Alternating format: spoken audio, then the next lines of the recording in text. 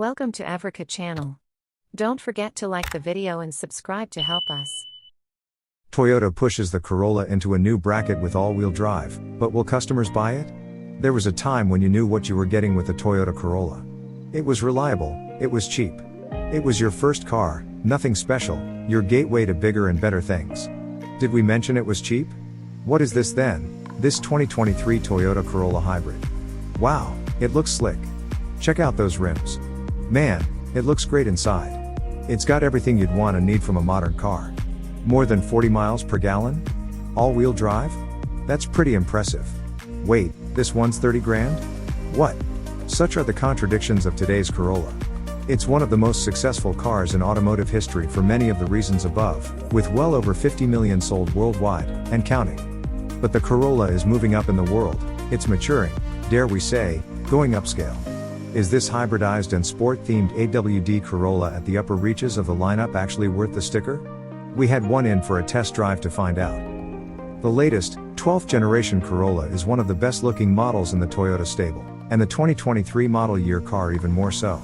It's been refreshed slightly, and this particular dark gray sedan is sharper still, thanks to its 18-inch graphite rims, blacked-out grille treatment, sport-themed rocker panels, color-keyed spoiler, and other touches inherent to the SE AWD trim-level model we had in for evaluation.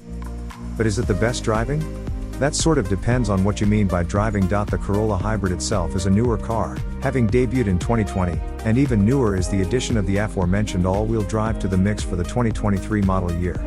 It not only lends the car more traction in situations that warrant it, like coming off the line, thanks to the AWD system's separate, rear-mounted motor, but it also helps lower what was an anemic 0-60 miles per hour time of 10.3 seconds for the 2020 hybrid we tested to a merely pokey 9.7 seconds for the SE AWD model tested here.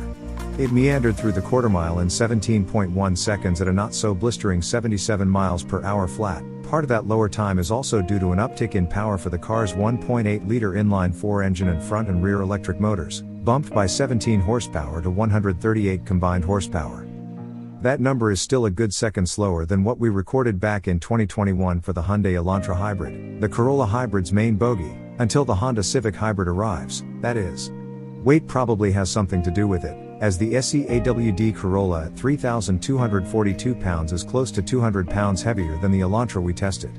On the slowing it down side of the ledger, stopping the 2023 Corolla SE Hybrid from 60 miles per hour took 125 feet, a number that bested a trio of 2020 Corollas we tested a few years ago, including a hybrid, but was 5 feet longer than what we recorded for the Elantra Hybrid.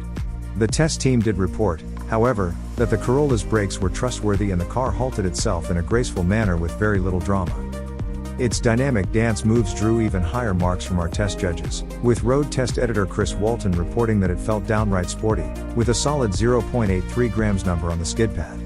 The turn-in was reasonably crisp and the car is quite balanced, so there's very little steering input required, remarked Walton. There's no escape defeat, but it never intruded. Because of the all-wheel drive, I could go to the throttle quite early before exiting the skid pad.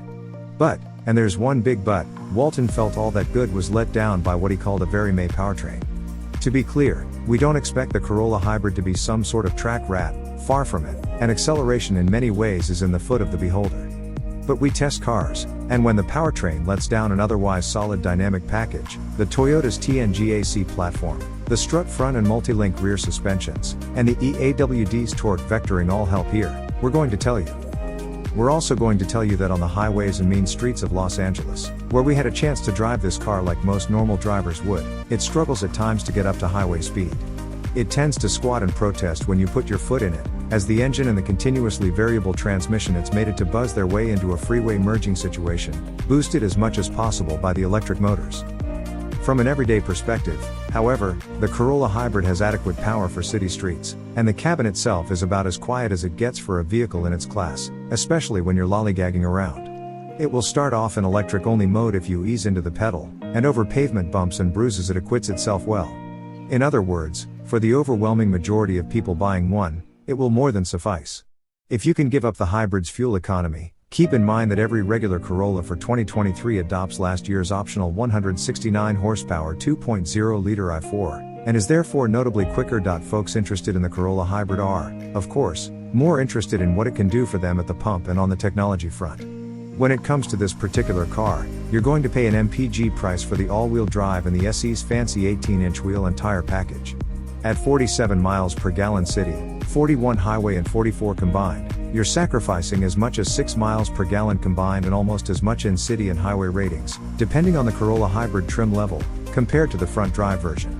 Inside, the SE AWD benefits from all of the latest in Toyota's in-cabin amenities: wireless CarPlay and Android Auto, wireless phone charging, newly upgraded infotainment system, and Toyota's Safety Sense 3.0 suite. This SE also came with SE Premium Package, $1,220, with blind spot monitoring and cross-traffic alert, and an optional JBL sound system, $600. All-in price, $30,428. We're going to say that's a little high for a Corolla.